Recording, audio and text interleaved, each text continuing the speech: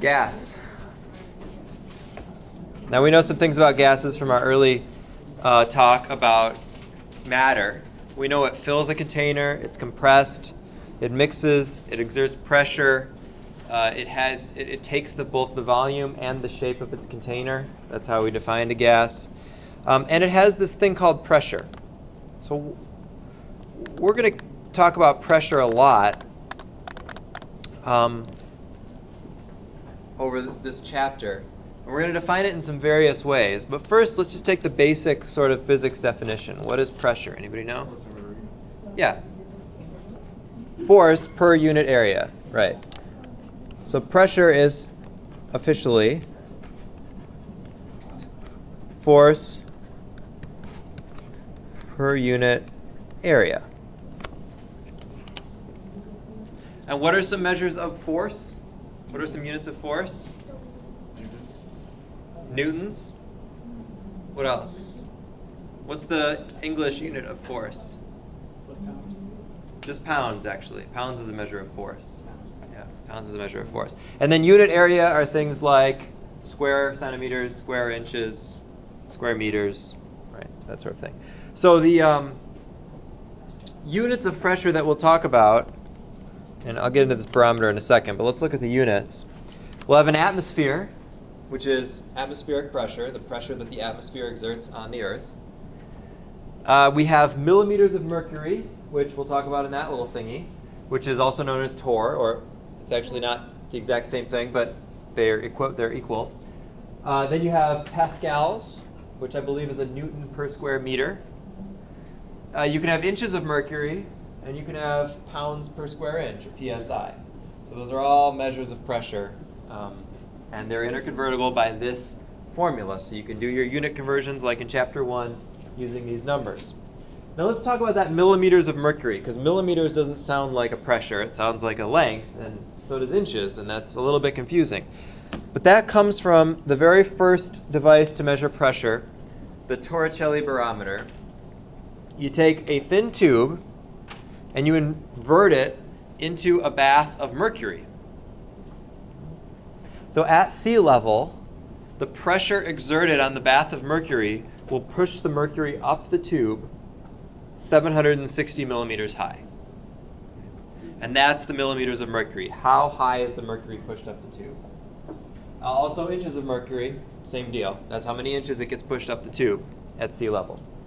You can also have millimeters of water, inches of water. Those are much rarer measurements. We stick to this mercury one because it's been done for a long time. So let's do a quick little conversion to remember. The pressure of a gas is measured as 49 torr. How many atmospheres is that? And how many pascals is that? So 49 torr. And we can use this conversion to say there are 760 torr in one atmosphere. So we'll put the torr on the bottom.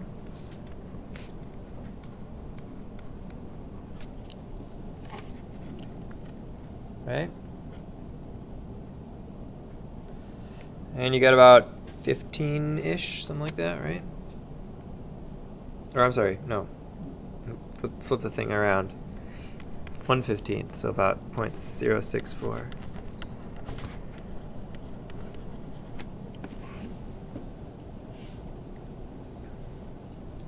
And we could actually just convert this one then to pascals by knowing that there are 101.325 pascals in an atmosphere.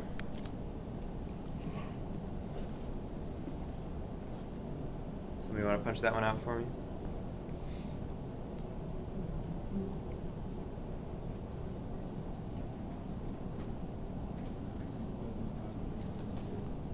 $6,500 and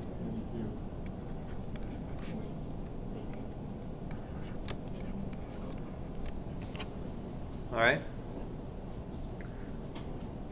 So those are some various measures of pressure. You don't have to memorize these conversion factors like other conversion factors. They'll be given to you But you do have to know how to do these types of conversions, so keep working on those. Now we're going to get into the ideal gas law, but first we have to talk about some other laws. And let's recall back, what is a law? What's a scientific law?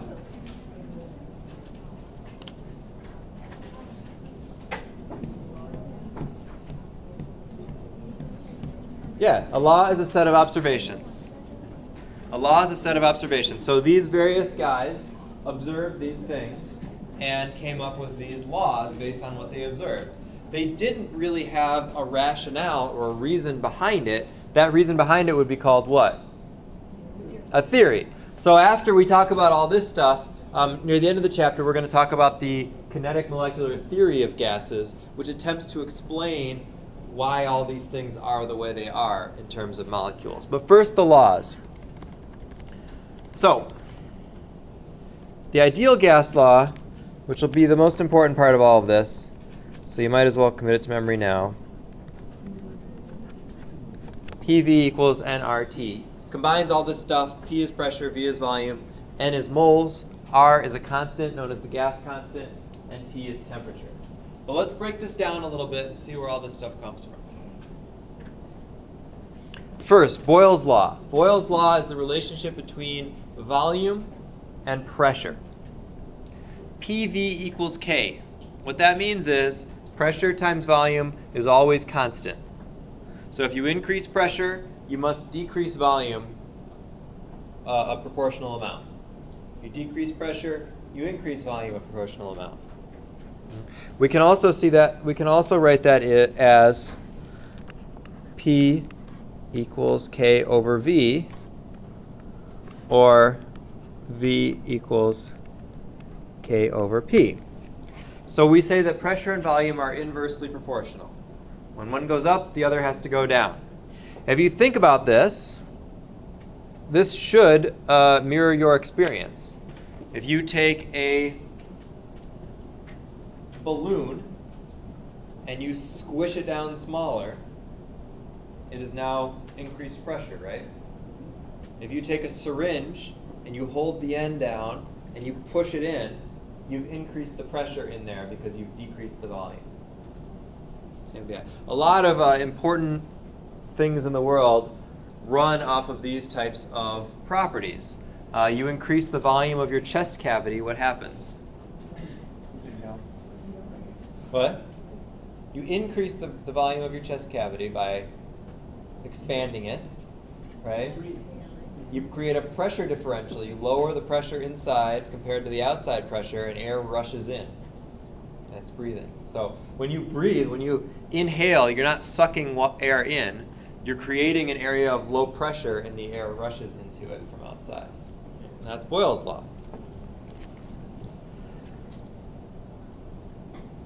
Here's a mathematical approximation of that. If you plot volume versus pressure, you get this sort of a curve, right? A hyperbolic curve. And then here's another picture of that. As you increase the mass, you increase the mass on top of this, you decrease the volume and increase the pressure.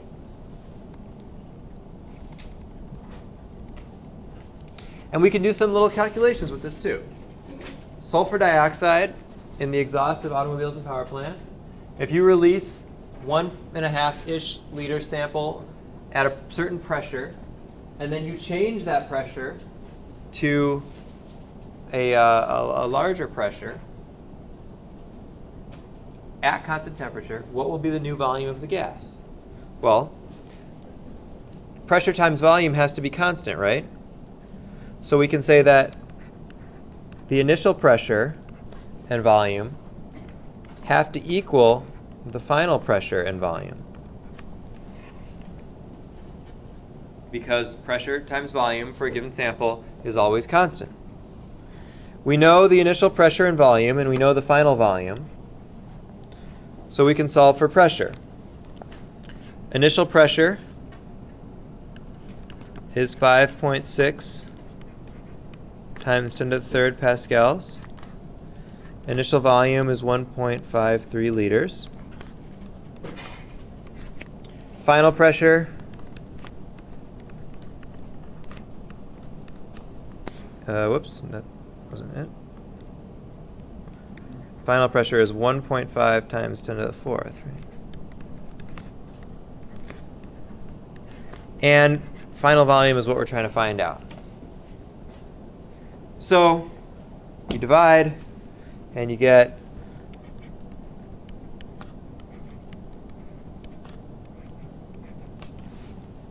about half a liter. What's important about these also is to use your intuition to figure out if whatever your answer is makes sense.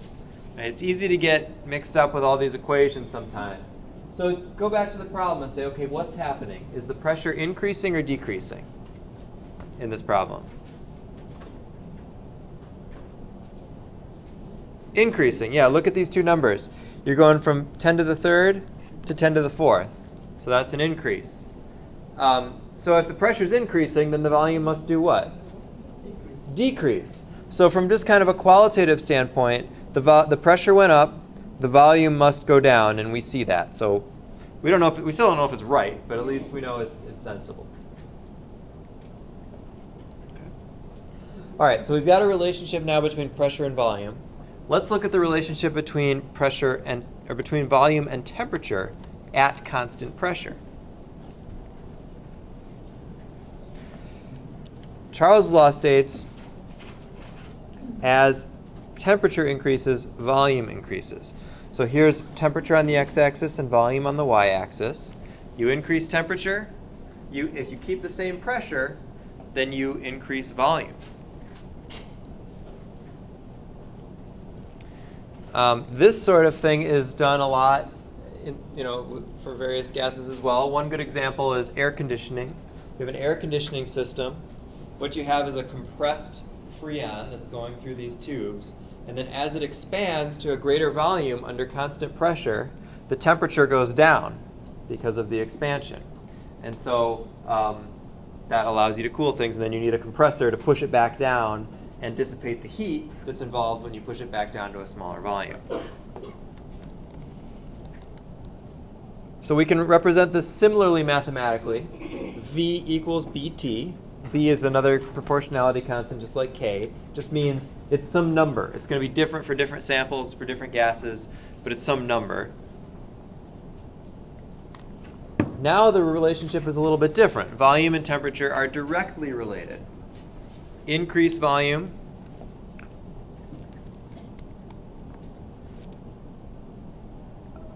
if you increase volume, you have to increase temperature, right? Yeah.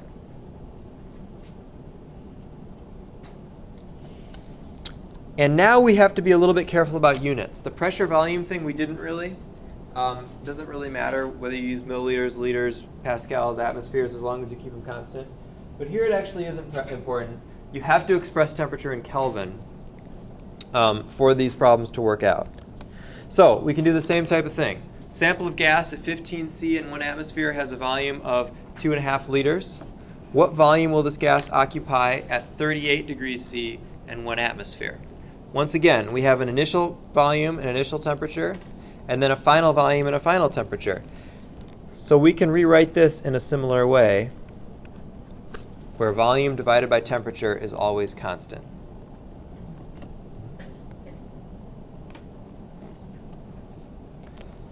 And we can say here, initial volume and initial temperature has to equal final volume and final temperature.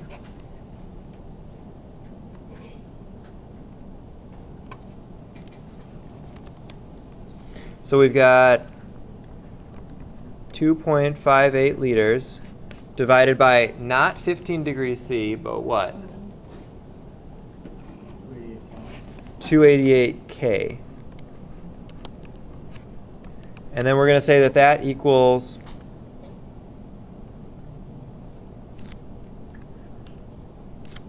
an unknown second volume at 38 C, or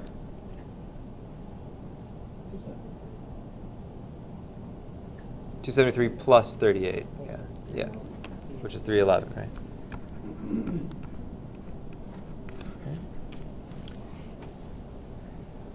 Okay, you calculate this out, solve for V2, and you should get 2.78 liters. So we increased the temperature, we had to increase the volume.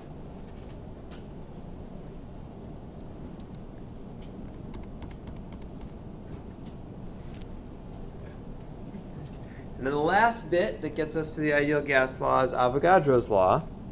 We know Avogadro from the mole thing, right? Avogadro's number. But he also found that at the same temperature and pressure, volume and particle number, or moles, are proportional. So for a given gas at constant temperature and pressure, the volume is directly proportional to the number of moles of gas. This is a little bit different from what we've talked about before because it's independent of molecule type or of compound or of composition. A certain volume of a gas will always contain the same number of particles under a certain pressure and a certain at a certain pressure and a certain temperature. It doesn't matter if that gas is oxygen or nitrogen or acetylene or chlorine or whatever.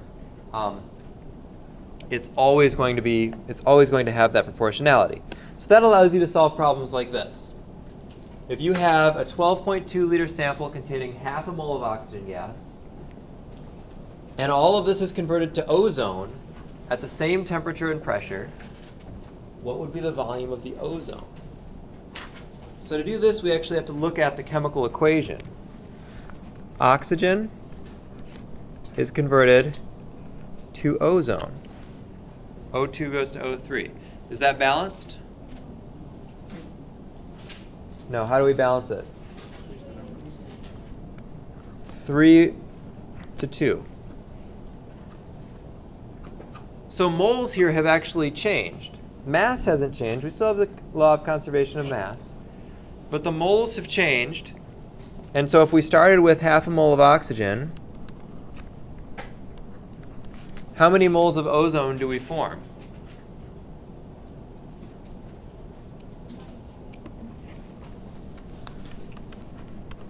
Yeah, because the proportionality here is going to be 2 over 3, right? So 0.5 times 2 over 3 is 0.33, approximately. And if we keep things at the same temperature and pressure, we're actually going to change the volume. So we've got V1 over N1 equals V2 over N2.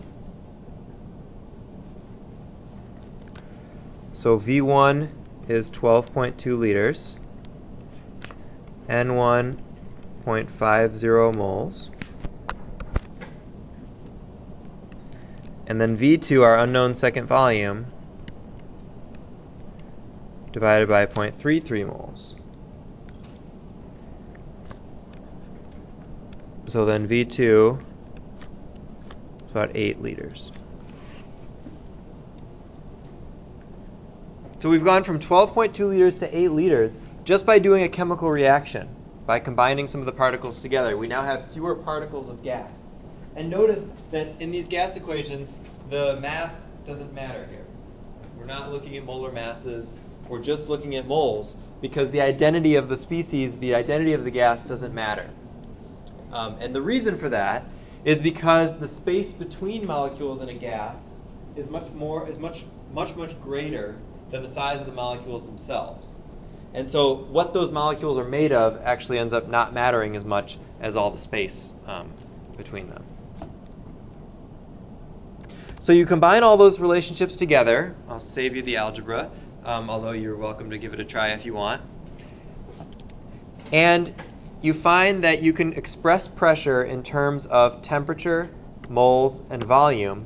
And there's this proportionality constant that always seems to be the same. And that is called the universal gas constant. It comes up in all kinds of stuff. And if we rearrange that equation up here, you get PV equals nRT. If you're doing a little math review, it's it's worth your while to revisit these algebraic rearrangements. That'll definitely keep coming up in this chapter, being able to manipulate these equations algebraically. Another thing to note is the units of the gas constant. We're going to be doing so many of these kinds of calculations, and you will in your hundreds of practice problems, that you'll probably commit this number to memory, whether you try to or not. 0.08206 or 0.0821. But this is only the gas constant for those units, liter atmosphere per Kelvin mole. Which means if you do calculations with that, wait, am I jumping myself here? No, I'm good. If you do calculations with that in this equation, pressure has to be in atmospheres, volume has to be in liters, and temperature has to be in Kelvin. You can look up other gas constants also. So there is, for example, a liter torr Kelvin mole gas constant. I believe that one's 8.314. Right? And in that case, everything else is the same, but you want your pressure in torr instead of atmosphere. So depending on that, just make sure your units match up. I can't specify that enough. When you're doing these problems,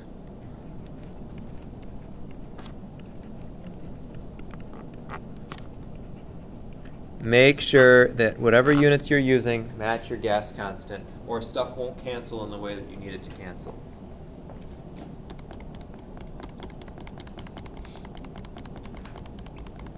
All right.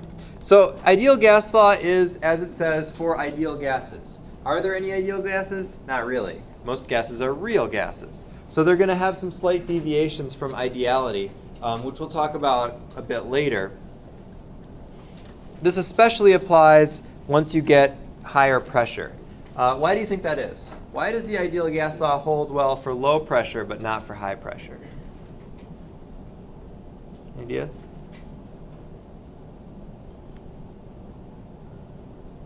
Well, the thing that ends up messing it up is the attractions the molecules have for each other. Because as the pressure increases, molecules get closer together, and what type of molecule they are starts to matter more. Because you have things like polarity to deal with and whatever else. So at very low pressures, most gases seem the same and the ideal gas law works okay. At higher pressures, that starts to not work so well anymore. But we can still use it for calculations, and they'll give us a good approximation. So let's try some ideal gas law calculations and look at some of these. So this is what you might find. A sample of hydrogen gas with a volume of 8.56 liters at a temperature of 0 C and a pressure of 1.5 atmospheres. Calculate the moles present. So first thing you do, just write down your equation again. And figure out what you have and what you're looking for. Do we have pressure? Yeah. Do we have volume? We do, 8.56 liters. Do we have moles? No, moles is what we're looking for. Do we have R? Of course, we always have R, it's a constant. And do we have temperature? Sure, 0 C. So we can rearrange this equation. N equals PV over RT. So all the stuff we know is on the right, and all the stuff we don't know is on the left. We can plug in our numbers and solve. So making sure all of our units line up properly, we've got 1.5 atmospheres for pressure times 8.56 liters for pressure, for volume. And the R we're going to use is the one with atmospheres and Kelvin and liters, because that's what we've got all our stuff in. So that's going to be 0.8206, and that's liter atmosphere per mole Kelvin. And then our temperature is 0 degrees C, but we have mole Kelvin here, so we need to make sure that's in Kelvin. So that's 273 K. Okay. We calculate all that out. I do have this one. And you come up with 0.573 moles of hydrogen.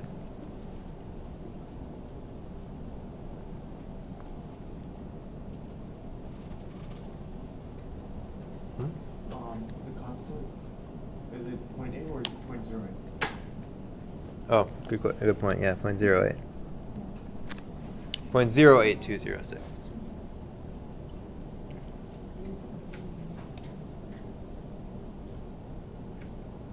All right, the other part of these ideal gas calculations is figuring out when you need the whole ideal gas law and when you can use those smaller individual laws that we talked about, Boyle's, Charles, and Avogadro.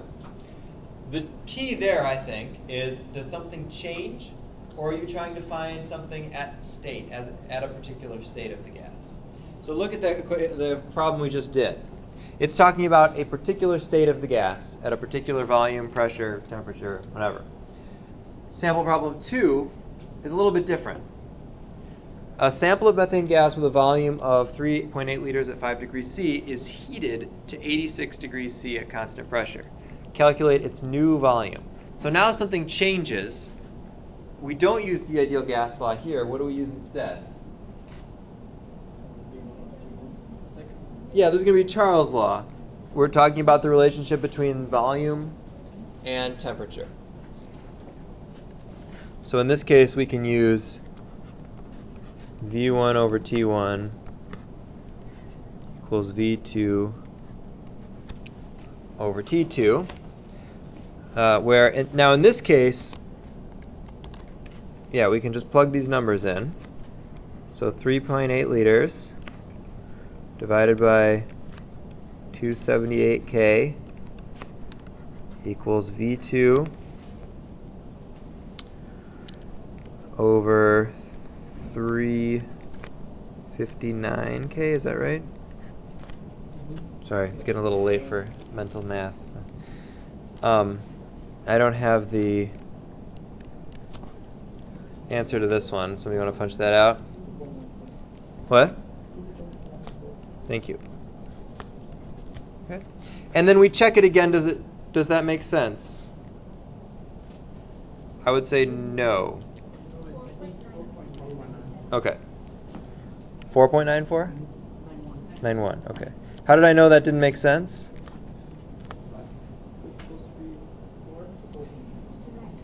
Right, there's a direct relationship. So if we heat it up, if we increase the temperature, then the volume should have gone up too.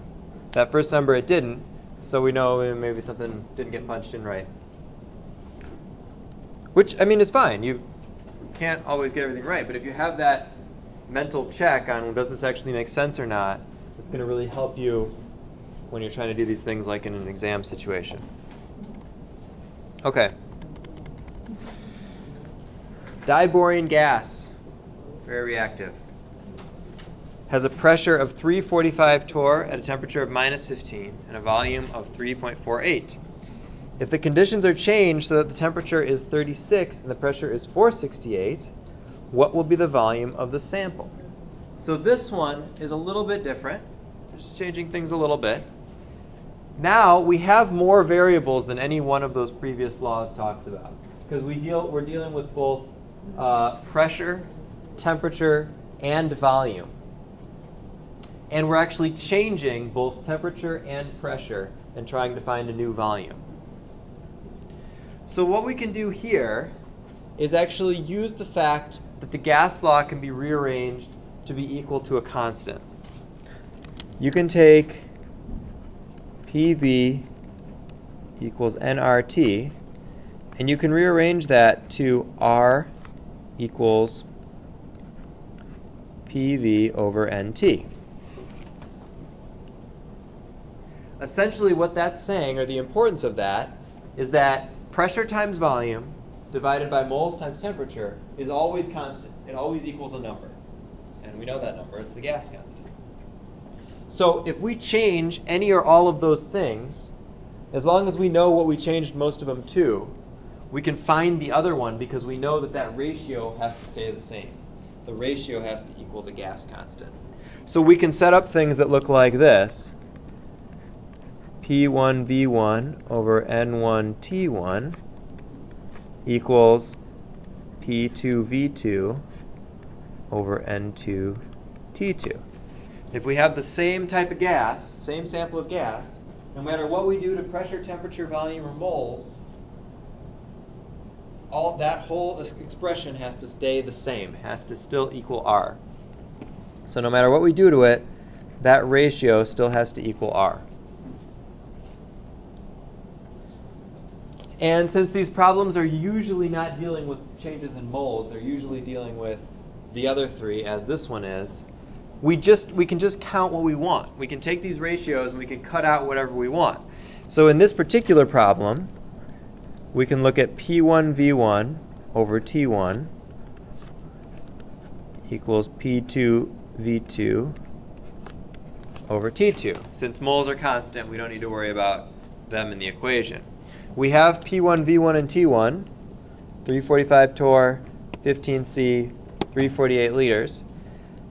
We have T2 and P2, and we're looking at for V2. Now, here are my questions. Do you have to convert these into other units? Yes. How? What do you have to do? Celsius into Kelvins. Yes? Torr into ATM. Okay, yes, sort of. You do have to convert Celsius into Kelvin because of the issue of the ratio there. You don't have to convert torr into atmosphere because we're not actually using R in the calculation. So as long as you have the same pressure unit on both sides, and the same volume unit actually also, you don't have to do any conversions with those. The only thing you have to make sure is that temperature is always in Kelvin. The reason for that is because that's an additive thing, right? We add 273 to make Celsius to Kelvin. All the other conversions are multiplicative, so they don't change, they don't mess up your ratios. But an additive change will mess up your ratio. Okay, do you want me to solve this? Yeah. Okay, let's plug these things in. We've got initial pressure is 345 torr, and initial volume is 3.48 liters. And initial temperature is minus 15C, which is 258.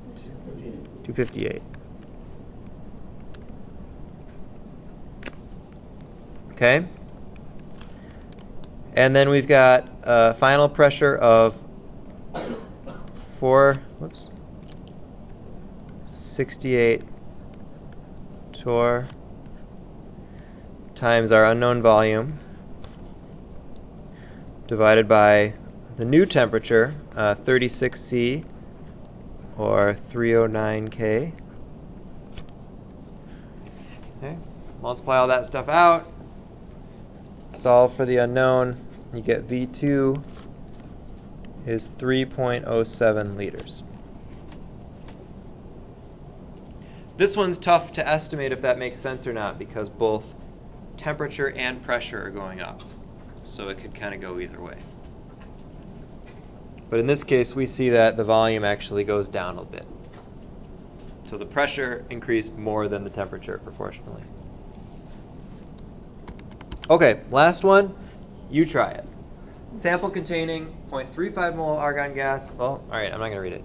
You read it, and you do it. Same type of problem. See what you find. So you've got now moles, you've got temperature, you've got pressure. What equation do you use to find volume?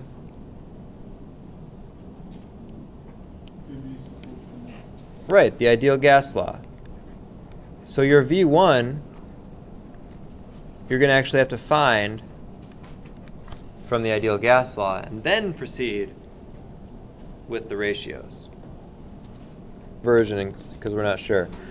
So instead of taking 568 torr, let's go with, I'll tell you that, is 0.747 ATM. And then we can use that same number we've been using. Looks like a lot of you guys got good going on this, so that's great. So you find out the initial volume, this V1,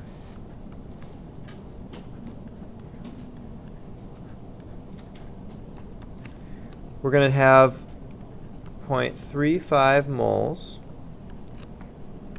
times R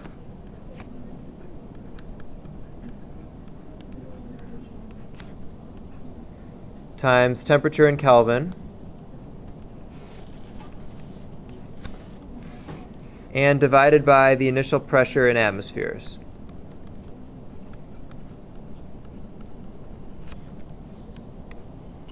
And you come up with about 11 liters. Something like that? 11 point. Okay, so 11.0 liters. I guess we only have two significant figures here. But anyway, now we can do the other relationship.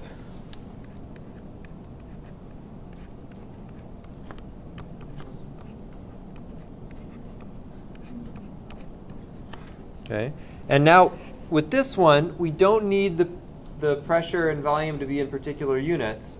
We do need the temperature in Kelvin, and we need the two pressures to be in the same units because it's got to be proportional. So P1 now we're going to say is 568 torr times V1 that we just found, 11 liters, over the initial temperature, 286 K.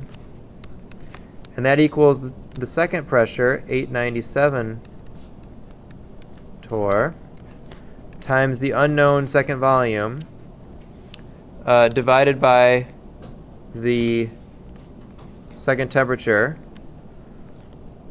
which is 329 K. You solve for V2, and you should get 8 liters. So, but note what the question doesn't ask for a final volume.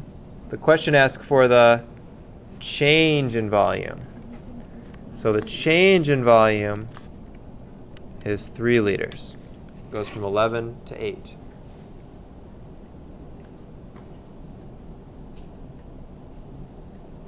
I'll always read your questions.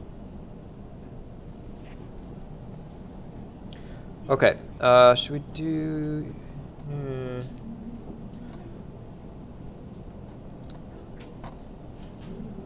Let's hold off on gas stoichiometry for next time.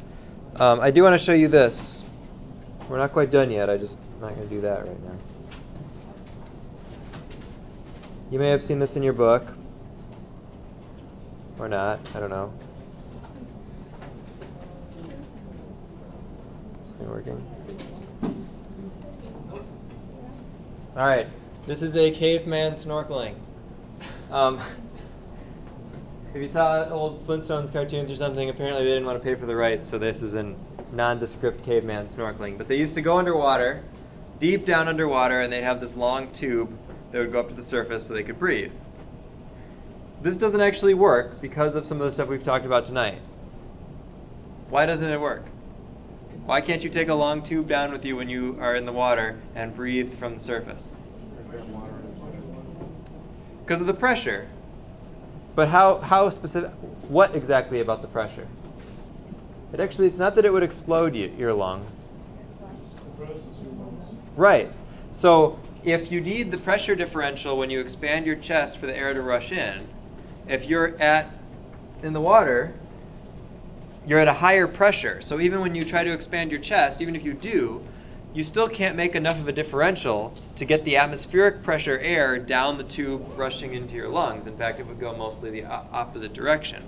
Another way to look at this is like this. If you had two balloons connected by a tube with the same amount of air in them, and then you submerged one 20 meters, and you've got about one atmosphere of pressure per 10 meters that you go down on top of the one in the air. So you're 20 meters down, 3 atmosphere pressure. Which direction is that air going to go? It's going to go up, right? Because it's compressing it's at higher pressure down there. So that balloon will collapse, the pressure will go up there. And that's the same thing that would happen in your lungs if you tried to dive down with a big tube going up, is you would actually expel your air up there and you would never be able to actually suck it down because you couldn't make enough of a pressure differential.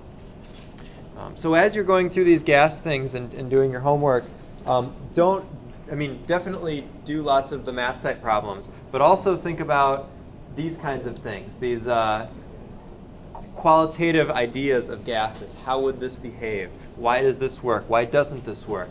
we'll tie this all back in at the end of the chapter when we talk about the kinetic molecular theory, which will be very much why does this happen in regular language rather than just the math problems. So, all right, we'll stop there. And I will see you on Monday unless you come see me tomorrow or Friday.